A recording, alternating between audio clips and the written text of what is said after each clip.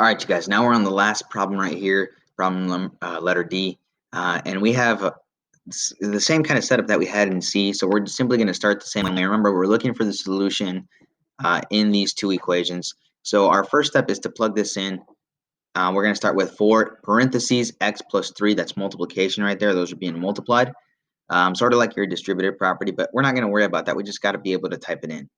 And then we'll type in the other side. So for the first one, remember you always start off with y equals and then type in the equation that follows.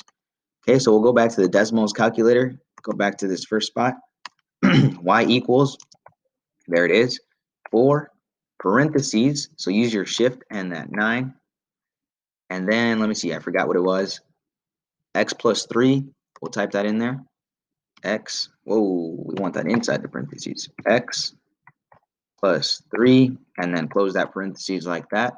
And there it is. We got the first one set up. Now you can click off of it like this, and then go to that settings, edit list button, convert it to your table. I'm going kind of fast through this one just because you've already seen it plenty of times. It's the same process all over again. Once you got this set up already, there's your table. We're going to go over to the next column, select that, and type in the other one. Now for this one, you don't need the y equals. Okay, but we need to type in 2x plus 5. So here we go, 2x plus 5. Perfect. We got the setup there. And remember, if you want a line on this one, all you have to do is click and hold, and then put line on there, click off of it, and you're ready. So you can actually see the solution right here, but I can't tell where it's at. I can't, usually it tells me, but now it's not hovering over it. Anyways, we know it's around negative 3 point something.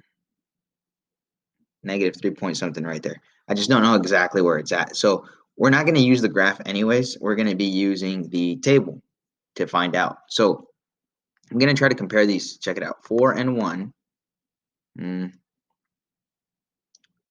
8 and 3. These are 5 away. These are only 3 away. 12 and 5 is 7 away. Or not 7 away. When I say that, I'm referring to like the distance between these two numbers is 7.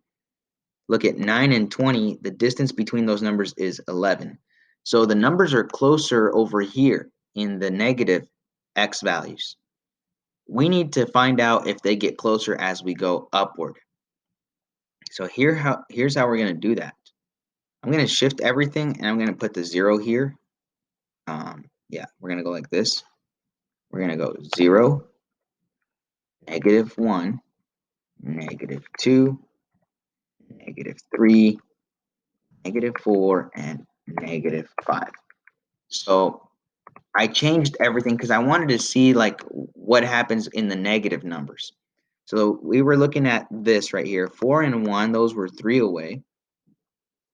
0 and negative 1, those are really close to each other. And then so is this one, negative 3 and negative 4, those are really close to each other. But they're still not the same number. Remember, we're looking for where these two columns match. So I would say it's really close to negative 4 and negative 3. I think we should look between them because these are one number away and these are one number away from each other. So maybe they match right in between. Let's check it out. Go to the negative 4, click enter. It's going to give you a space in between. What number is between negative 4 and negative 3? Well, it's negative 3.5, halfway. And now look at that, we have a match. We have negative 2 and negative 2.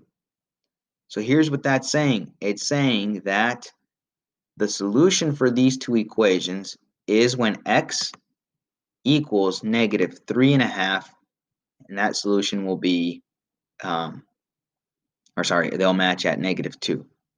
So negative 3.5 and negative 2.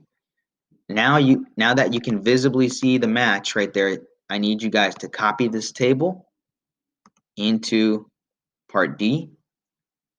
And then for your solution, you're going to put x equals negative 3.5. Now to wrap this up, I want you guys to think about something.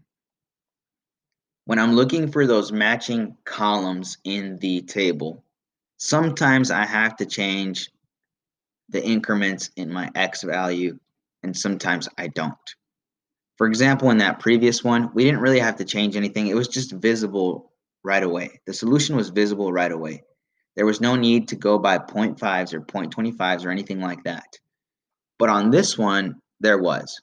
So keep in mind, if you can't see the solution in the table, you got to try to make some observations.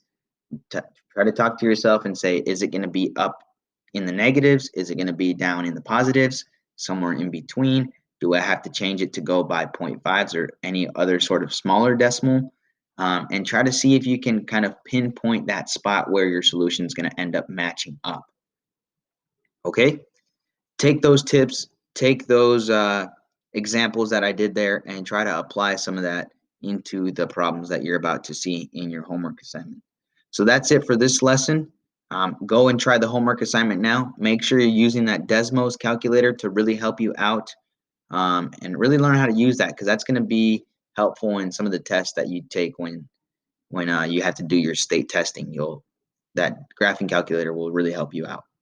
Okay, make sure you do the homework for 16.2, and I'll see you guys next time.